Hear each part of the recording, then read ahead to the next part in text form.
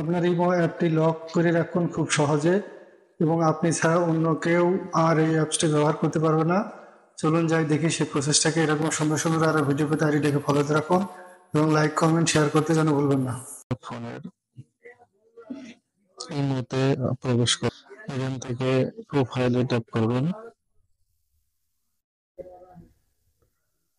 তারপর security and privacy এখানে tap করবেন। এখান থেকে যে লগ ইন প্রোটেকশন এখানে ট্যাপ করবেন। এই যে এই বাটনটি যদি অফ করে থাকে তাহলে অন করে দেবেন। তারপরে আবার ব্যাকে যাবেন। এখান থেকে যে পাসকোড লক এখানে ট্যাপ করবেন। এখান থেকে আপনার পছন্দ মতো 4টি সংখ্যা দিবেন।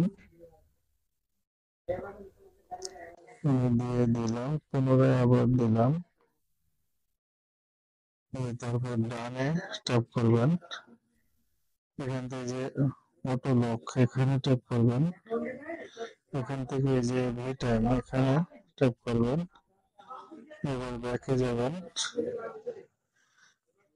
এখন দেখেন আমি যদি এর মধ্যে প্রবেশ করি তাহলে এই যে দেখেন এখানে আপনার লক হয়ে গেছে, অতএব আপনার অ্যাকাউন্টে সক্রিয় থাকবে।